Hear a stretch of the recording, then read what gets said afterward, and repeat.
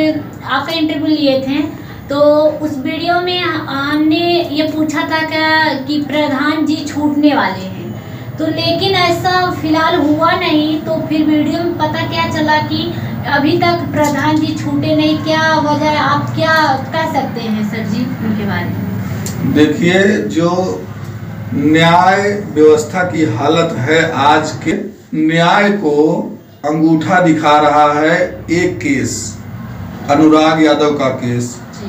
गला कट गया, धड़ गिरा है, सर अलग है, लेकिन अभी तक जजमेंट में क्या मिला है? जज साहब को ये नहीं दिखाई पड़ रहा है कि क्या हुआ। जज साहब के सामने पूरी केस खुला है, ना तो उनको उसमें जजमेंट दिया गया, ना तो लालता के घर पर जजमेंट दिया गया। ये कोर्ट जो है, हम कह सकते हैं कि इतनी लंबी प्रक्रिया जो है न्यायिक व्यवस्था की, इस मामले में जब एक आदमी दिन दहाड़े तलवार लेके किसी का गला काटता है और इतना लंबे समय तक उसके केस पर सुनवाई चलती है, तो ये सीधा सीधा लोकतंत्र पर एक ऐसा धब्बा है कि पूछिए मत। अब आप पूछ रही हैं कि जो है उनका जमानत नहीं हुआ, तो जब एक व्यक्ति का गला कट गया उसमें न्याय मिलने में इतना समय लग रहा है, तो किसी निर्दोष को जब फंसा दिया गया या वो दोषी भी है तो उसके तमाम सबूत इकट्ठा करके दिखाए जाए, न्यायालय में वीडियोस भेजे जाए, सीसीटीवी फुटेज भेजी जाए, दो चार गवाह ऐसे हों कि जिन्होंने जो बोले कि नहीं हमने देखा है कि महिला का ब्लाउज फाड़ रहे थे वीरेंद्र यादव प्रधान। तो मेरे कहने का ये आशय है कि इतनी बड़ी लापरवाही न्यायिक व्यवस्था में हो रही है। मैं कोर्ट के ऊपर कोई जजमेंट देने का इतना वो नहीं कर रहा हूं कि किसी के पक्ष में दे। मेरे कहने का ये मतलब है कि थोड़ा सा जब खुला मामला है तो जल्दी किया जा सकता है न्याय के पक्ष में। इस अप्रैल में प्रधान जी का बेल होगा कि नहीं? प्रधान जी का बेल देखिए, ये जज साहब की मानसिकता के ऊपर निर्भर करता है कि उनको क्या क्या प्रूफ। नमस्कार दोस्तों, आप देख रहे हैं पीएस न्यूज जौनपुर और इस समय फिर से हम मौजूद हैं मोदिन सरायपुर। और आप फ्रेम में देख सकते हैं जो सर है, अगली बार हम जो सर का इंटरव्यू लिए थे और सर से हम बातचीत किए थे कि प्रधान जी के बारे में।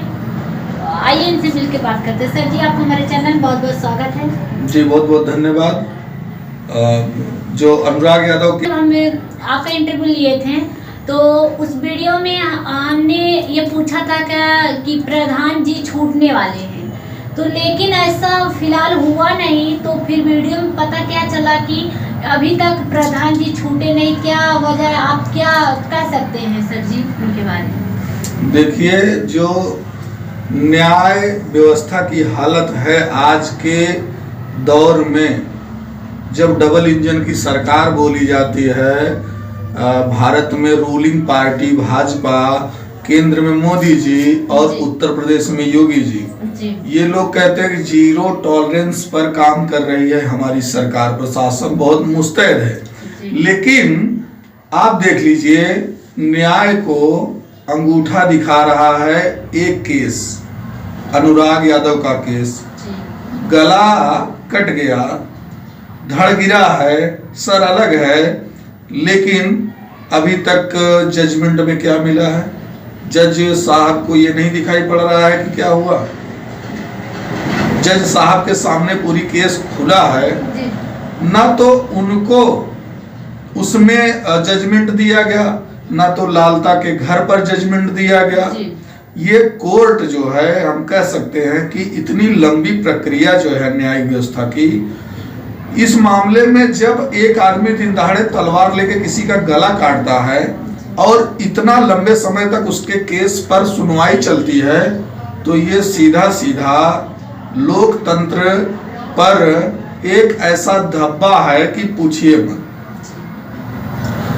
अब आप पूछ रही हैं कि जो है उनका जमानत नहीं हुआ, तो जब एक व्यक्ति का गला कट गया उसमें न्याय मिलने में इतना समय लग रहा है, तो किसी निर्दोष को जब फंसा दिया गया या वो दोषी भी है तो उसके तमाम सबूत इकट्ठा करके दिखाए जाए, न्यायालय में वीडियोस भेजे जाएं, सीसीटीवी फुटेज भेजी जाए, 2-4 गवाह ऐसे हों कि जिन्होंने जो बोले कि नहीं हमने देखा है कि महिला का ब्लाउज फाड़ रहे थे वीरेंद्र यादव प्रधान। तो मेरे कहने का ये आशय है कि इतनी बड़ी लापरवाही न्यायिक व्यवस्था में हो रही है।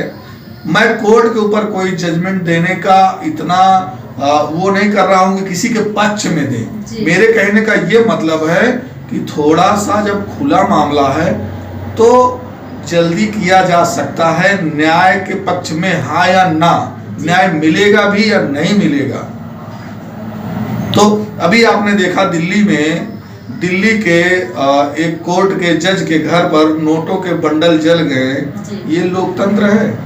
हमारे देश में बच्चों को पढ़ाया जाता है। हम जब छोटे छोटे थे पढ़ने जाते थे तो हमें शिक्षा दी जाती थी हर 15 अगस्त को, 26 जनवरी को, कि हमें गर्व है। तो न्यायिक प्रक्रिया इतनी स्लो है भारत देश की, इसमें बदलाव लाने की आवश्यकता है। संविधान बदलने की बात लोग करते हैं, लेकिन संविधान बदलने की जरूरत नहीं है, केवल अपने अंतरात्मा में न्याय डालने की बात है। जितने भी सांसद हैं, क्या वो इस पर नहीं ला सकते थे? जैसे अभी हमारे देश में कहा जाए तो जनसंख्या बहुत ज्यादा है, तो संसाधन कम है, एक दूसरे का लोग धन हड़पेंगे तो जिंदा रहेंगे। क्या हुआ अनुराग यादव केस में? क्या हुआ? जमीन का ही मामला था, घर बन रहा था, अड़ोस पड़ोस का मामला था। ये है क्या? एक्चुअली ये एक डर है। डर किस बात का? कि हम 5 भाई हैं तो हमको जमीन कम पड़ सकती है आने वाले समय में, हमारे भी 2-2, 3-3 बच्चे होंगे। तो वो क्या किया कि अनुराग यादव का गला काट दिया। किस लिए? जमीन के लिए।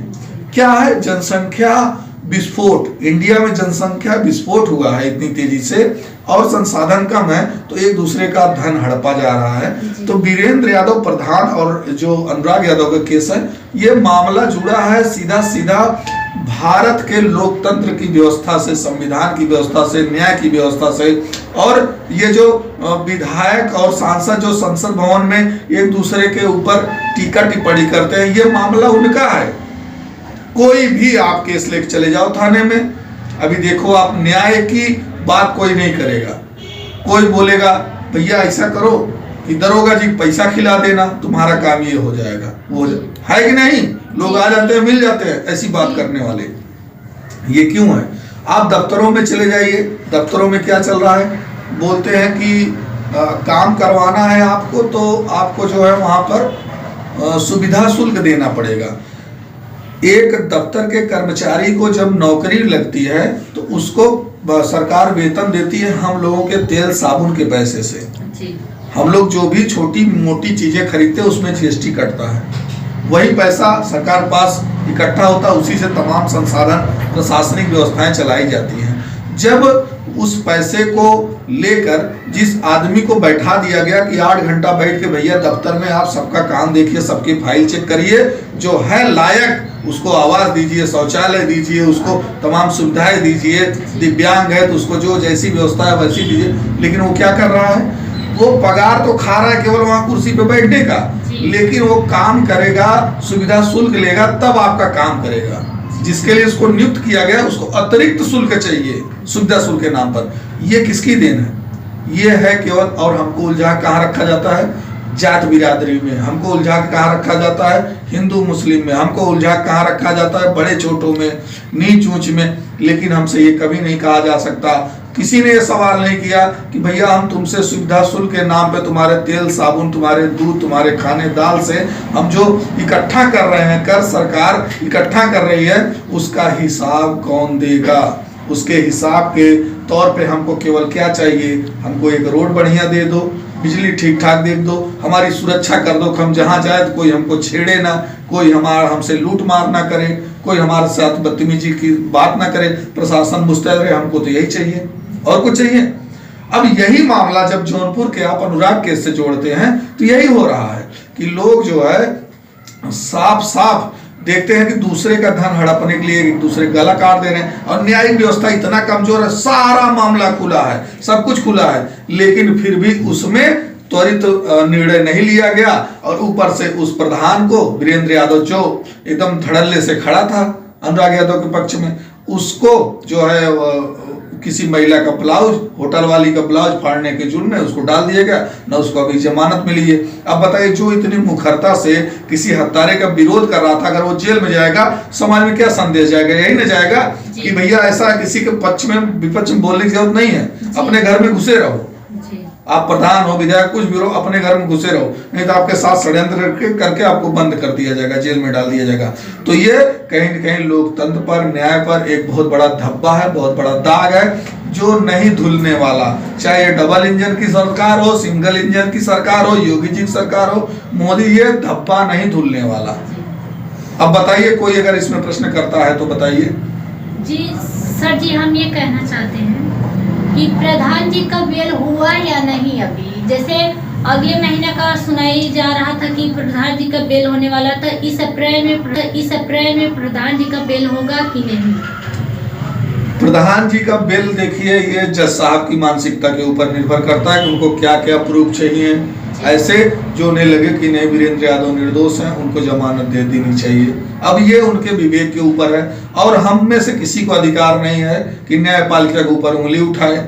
लेकिन हमारे दिल का दर्द है कि न्यायपालिका अगर लेट कर रही है तो हमें भाई जो है दर्द होता है, तो हम कह देते हैं न्यायपालिका लेट कर रही है। जो भी निर्णय देना है पक्ष विपक्ष दे तो सही, वो सबूत आधार के पास पक्ष में वो उसके हिसाब से दिया जाता है, सबूत और आधार के प्रस्तुतिकरण पर दिया जाता है उसको।